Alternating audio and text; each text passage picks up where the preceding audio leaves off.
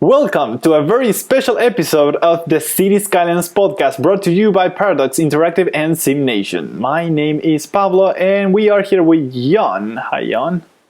Hello! And no, before anyone asks, I'm not Finnish. That's That's in support for the closer order. Yes. And today it's a very special episode because the game has been launched. We're recording this on Tuesday, but you're going to see it on Wednesday. And the game is already getting a lot of great feedback from the press and the community. It's pretty much, we could say it's a success, even if it's still early. And tomorrow, Wednesday, it's going to be like today for you. It's going to be way clearer. We still are seeing like a very good trend so far. And first of all, we just want to congratulate Closer Order, Paradox, everyone in there for, the success. It's amazing. Yeah, I as much as we all love the game, and as much as we loved waiting for it and all the news that was released and playing it before release, I honestly didn't think it would do this good on release day. Yeah, and there are like a lot of the hype was justified. 60,000 people online almost right now playing. 61,000 people playing it right now through Steam. Yeah, that's a lot. Like simultaneous, we're talking about, guys, not people that bought the game. Yeah. Simultaneous right now. Yeah. So many people did not go to work today. We do not have launch stats. We don't have pre-order purchase stats yet. Hopefully those will arrive in the coming weeks. But yeah, just playing right now, almost 61,000 people, which is a lot of people. Yeah, for within like a few hours. At the moment is beating Team Fortress 2. And Team Fortress 2 is a long-established game that everyone seems to play except me. Yeah, I even tried it. But it's pretty cool. It's definitely pretty cool. So yeah, the launch went really smoothly throughout. The game actually released a little bit earlier than they thought it would. Yeah, like an hour, right? Yeah, it released an hour earlier and that's just down to Steam and how they release stuff. It wasn't really in Paradox hands. Okay. So it's just Steam releasing it at, I think it released it at 5 or 6 p.m. 5 CET. Yeah, 5 p.m. Central European instead of 7 as we expected. But I don't know, it's been doing really, really well. Yeah, we're happy because we love the game. So yeah, if you already have the game in your hands and you're wondering where could you possibly find useful guides and how-tos and even a curated mod directory, because there's going to be an overflow of mods, we have an answer for you at simnation.tv. Sorry, but I had to plug that. Come on. We on the website we have a bunch of guides, how-tos, and mods. Yes, go ahead and check them out. We have you covered. We cover everything, and of course, all news that continues to come out about the game and surrounding the game will, of course, be on the website.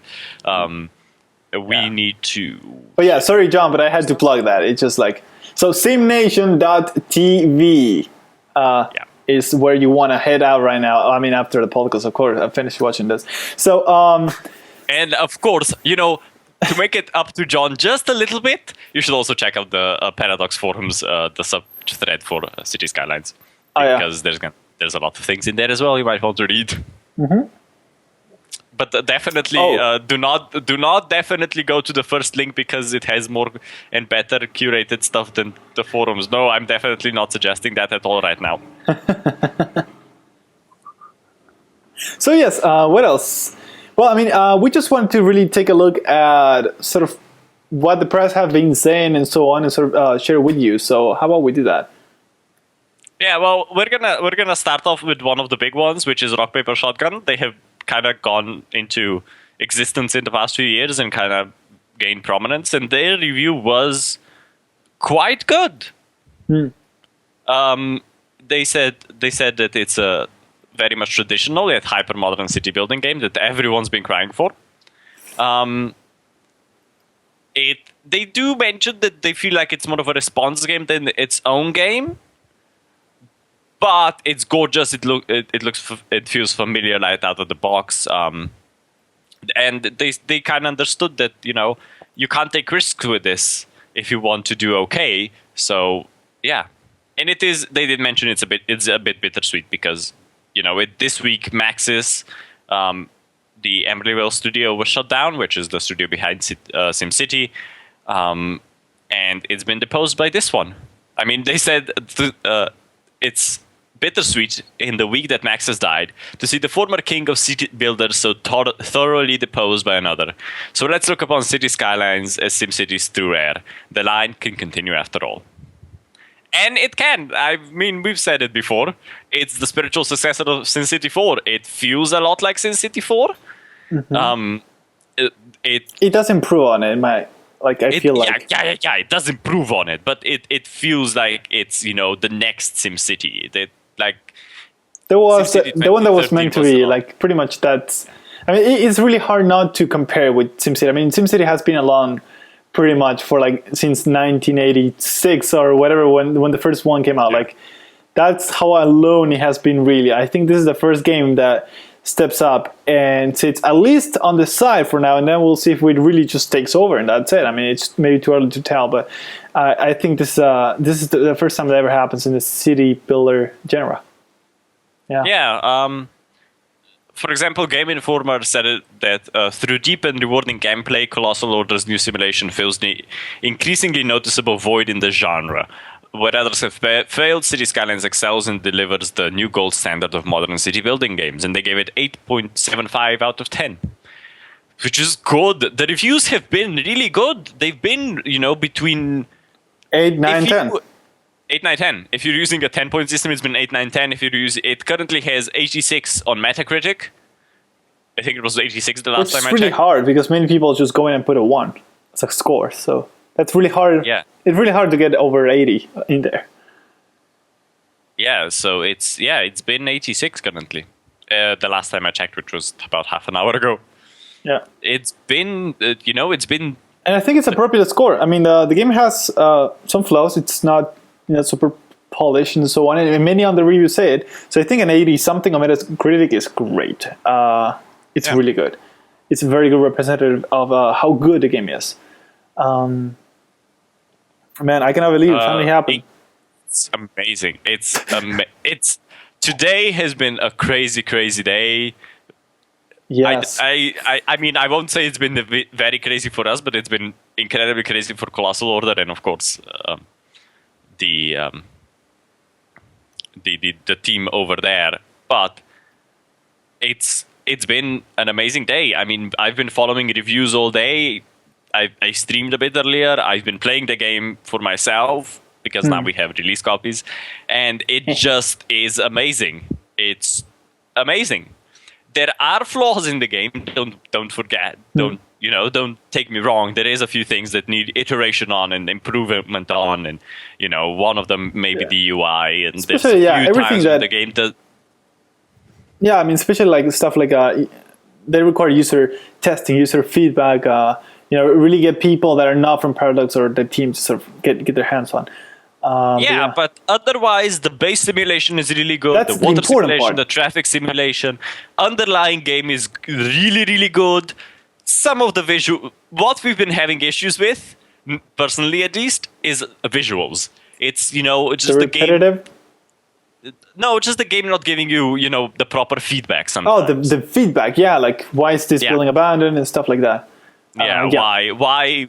I have huge demands for industrial. I'm building industrial. It doesn't work. Like, which industrial do you want me to build? Game? That is something like it should be RCIO. So you have residential, commercial, industrial offices, and that's it. Or just let it like put the cursor on. And actually, on the review that we're gonna put this week, we actually talk about the fact that bar, like the industrial, talks about for both industrial and offices, but more often than not, it's just one of them that the city wants, and you don't know which one. So you have to zone and see what happens, and then reiterate. But stuff like that. But besides that, I think the core foundation is just it is there. That is the important part for you to say, well, you know what, we can wait for the other stuff to get fixed because the way their approach to city building is good, right? So we can build upon it.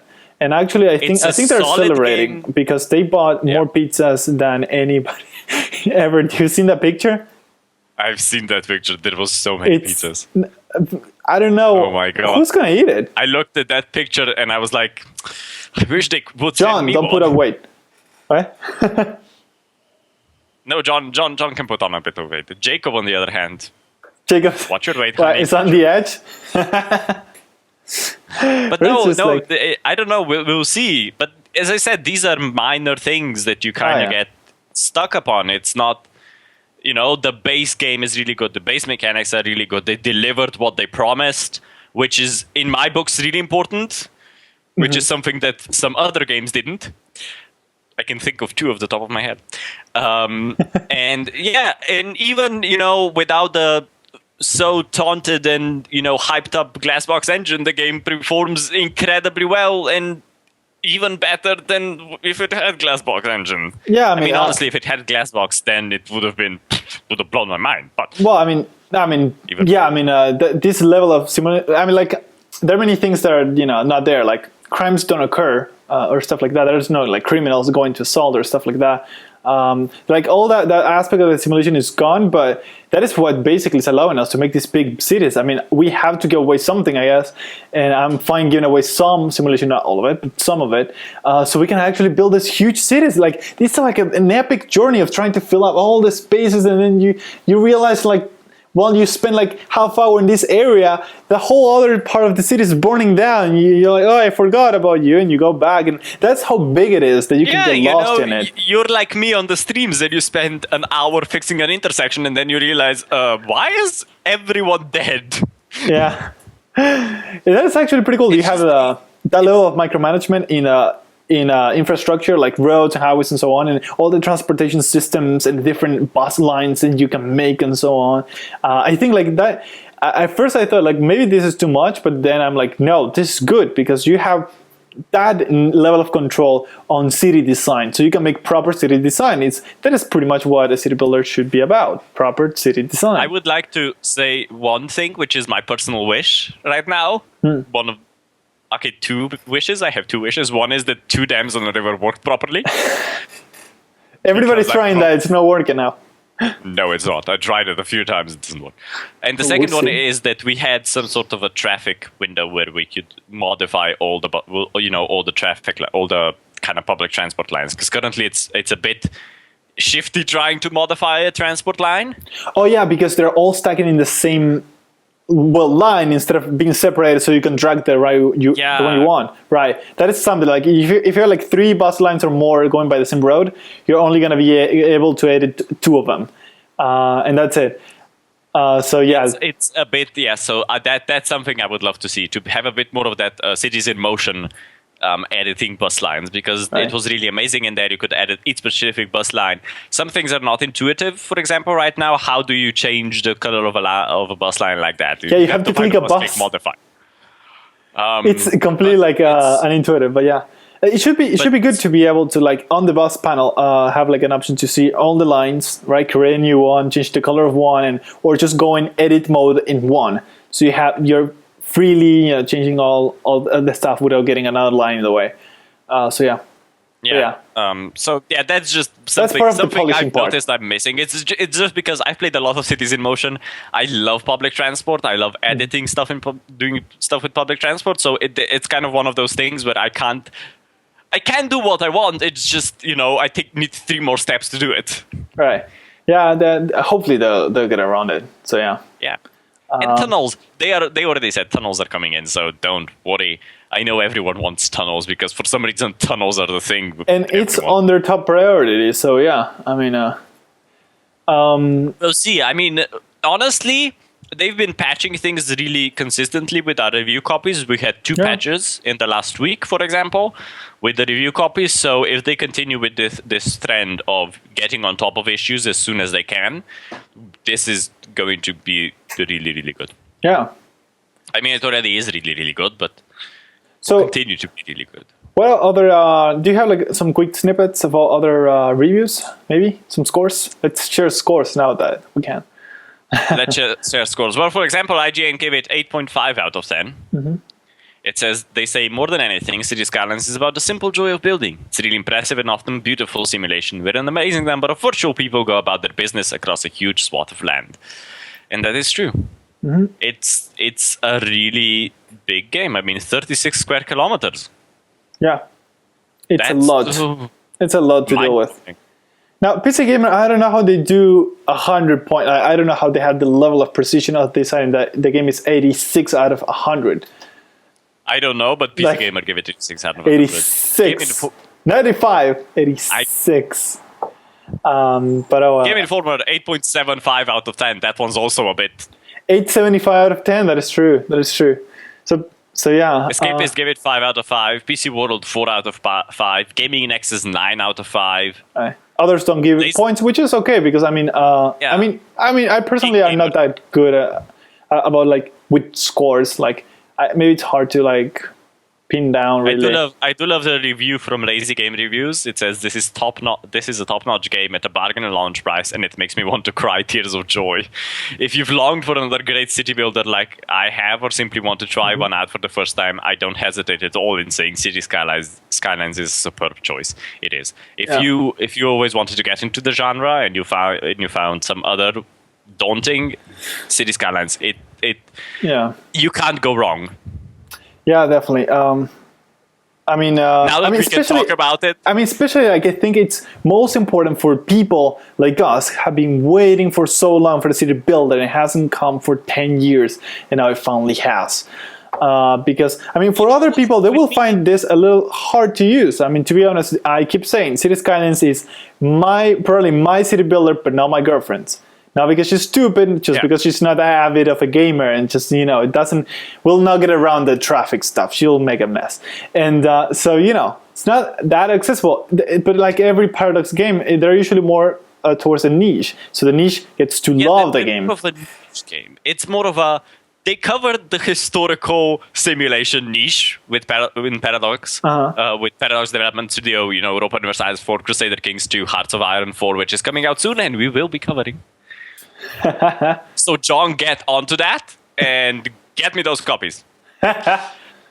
You're demanding today. Yeah. And they kind of are now with... Luckily, Colossal Order has said that they wanted to do it. There's been... I know because they've talked about it. There's been a long negotiation process of if they want to do it, how they want to do it. Paradox has wanted to do it. They've wanted to do it, but they weren't sure if they're capable of doing it. And now they have done it. They are going into that city builder niche, and it's not for everyone. Like, if you want a dumbed down city builder, then for all means go with SimCity 2013. Like, or go with SimCity Build It on your iPad. By the way, our opinions at ours do not represent a Paradox in any way. Yeah, but this is a proper city builder game. It's a game which requires you to think when you build things. Yes, granted, you really have to think. You can really screw yourself up. It makes you focus. It's that what we've been looking for since SimCity 4. SimCity 4 was an amazing city builder game. It set a precedent. I played that game up until we got review codes for this game. I played it often. Like, I have hundreds and hundreds of hours clocked in that. And it's an amazing game. But, time passes by. Not now because, this is better. But it kind of filled that void that we've been missing for the last 10 years of a city builder game. And, granted, they took choices. They said, okay, we'll put this in, put this in, put this in. It might lower our audience a little bit because, it's not as accessible to everyone as it gets more technical, but... Yeah. But I think they made the right choice. It's better to focus and know that you can satisfy your customers than try to appeal to a huge audience. And I think Paradox is really good at that with all their titles. Yeah. And, as you were talking, I remembered, Henka, the artist in Close Order, had a stream on Monday, and Marina wasn't there, and she said something that was really important. I think it really struck with me, and it's also in our review coming this week. That phrase that it was, they started making the game as big truck going by. That has nothing to do with what Marina said. They started making the game, and they weren't really trying to appeal like just like millions of users. Like, they were just making another game, but it was a city builder one, and they didn't have the budget of, like, say, SimCity 4 or SimCity 2013 had. Not in her words, but just to give you context. So And now they realize all the attention the game has gotten, all the hype has gotten, and well reserved really, because the game is doing really well. I mean, they promised stuff and they delivered. And now that she said that they're aware that the game needs more polishing, like they are aware that they need to sort of get higher to what the bar is. Now that everybody's pretty much in the city building genre is grabbing onto them saying like, save us, and we're now pretty much depending on them, because unfortunately, even if I love Max, it's my favorite company of all time, it's just gone now, literally gone since last week. So pretty much like all of our bets are right now on closer order, getting things done right. So hopefully because of all this, you know, they're aware that the game is not polished and so on, but since, you know, I mean, with this kind of success, they'll have enough backing and budget to be able to now put full strength into it. They were making it with like no budget. That's why you have repetitive assets and so stuff like that. But people don't care that they didn't have budget to make like a AAA or 4A's title, because they got important things right, and that's what we needed to see to trust them. So I think this is the beginning of something much bigger than just Cities Skylines 1.0 that is on your hard drive. This is much bigger. Yeah, it will definitely develop. And if there's one thing we've learned, Paradox will provide them huge amounts of support and help throughout. Because I can vouch for it. They've done it with their other games that were built out of house. Like, this is built out of house. We would call it built out of house because it's not their studio that developed it. Right. But they've did it with other games. And they are really good because... I've mentioned this before on the podcast. I think EU4 has now sold over 1 million copies. It has 1 million copies sold, and Crusader Kings as well. And they are good at making their niche games, and then polish them, right? Because you know, it might not be that they didn't intend it to sell well. Of course, everyone always hopes it would do well. Of course, when you're building something. It's just that with what they had currently, this is the best they could do. Now that there's so much backing of it, so much support, they will be able to do more. Yeah. So do expect, you know, and if it's a Paradox model, they've said it, they will follow the Paradox model, which means huge game patches, which will give huge amounts of free content, and then, you know, slightly more niche content that will be sold as a DLC. To keep the machine going, so it works itself out. To keep some sort of revenue coming in, because you do need to pay your people. You do need it, yes. And, you know, those niche DLCs might be, I don't know, medieval building pack, European building pack, you know, that kind of stuff, which you don't need to play the game, but if you want to, you have it there as an option. It won't remove any features from the game. So we will probably get a free patch quite soon, probably a hotfix first, just with fixing all the bugs that have been found out now. There was one yesterday, there was one about 4 days ago. But this was a small sample copy, of course, because only reviewers had it. And then, you know, they'll start working on stuff. They already said they started working on stuff. So I expect great things. And, you know, you better not bloody disappoint me. Man, you're demanding today. I will walk up to the offices and steal the chirper mugs. I won the chirper mugs, by the way. I won the chirper mugs. Cute. Well, I mean, it's just, I think, like, what I'm enjoying the most, just watching people, especially on Twitter, just they're tweeting all kind of things about the game. It's just fun to be in this sort of, like, big party around the launch of the game. I think that's pretty awesome. And I find it awesome that within 3 hours of release, 4 hours of, almost 5 hours of release now, I have on TweetDeck, I have the hashtag Cities Skylines, the stream. People are already doing amazing things that I didn't even think of. Yeah. And I've been playing this game for a week. Yeah, I mean, when you have thousands of people playing. It's amazing. First of all, it's amazing what the people who had review codes had done with the game and what they have put on the Steam Workshop already. Mm-hmm. I cannot wait to see what comes out now. Yeah. Yeah, definitely. Because now the doors are open. I think with the modding section, this definitely measures up to one of the biggest city builder games ever. Yep. And especially because modding is done through a tool and not by hacking the game or figuring breaking open packages and stuff. Like they give you the tools. They don't give you like legal permission. They give you the tools. So and they would a distribution here system. Are the tools. Here are the tools. If you want to import your own building, you can build it in Blender. You can build it in any 3D modeling software. You just put it into the game, finish it up, release it straight from the game, straight from the asset. Well, not straight from the asset, straight for the game, from the game. Yeah. It goes into the Steam Workshop, which then we go and look at it and pick things and put them on our website. So go check that out. And yeah, I guess that pretty much wraps it up for this episode. It was a little bit more like a special episode, sort of to talk about like what up with the launch and so on. Luckily, it was great. So we're happy definitely, and we're sure that people at Paradox and Coastal Order are celebrating with their Cokes and their pizzas, which they said they were having. So yeah, that has been pretty much it for this week. But do expect us coming every 2 weeks to give you the updates. And you have a ring.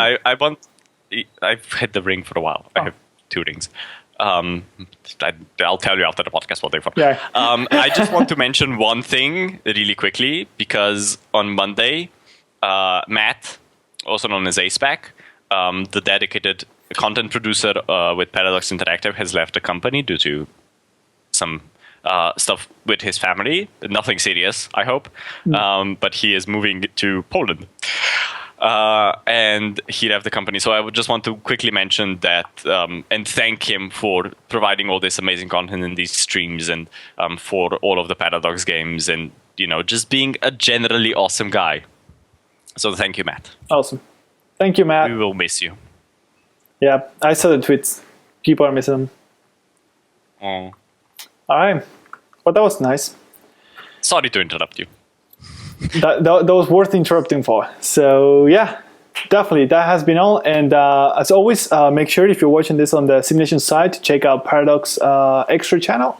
You can find the link in the description below. And if you're watching this on the Paradox side, make sure you check the Simulation YouTube channel or the website down in the description below. That has been all for this week, but we'll be back in 2 weeks and give you more updates on what's going on with the game, probably covering a lot of mods, not only on our website, but the podcast, because this is a great platform to sort of tell you what's going on in the community. And yep, that is all. My name is Pablo. This person with the ring right here is John, and we'll see you next time. Bye. Oh, this is the most satisfying thing ever. We are God in SimCity 4. Wow, that was loud.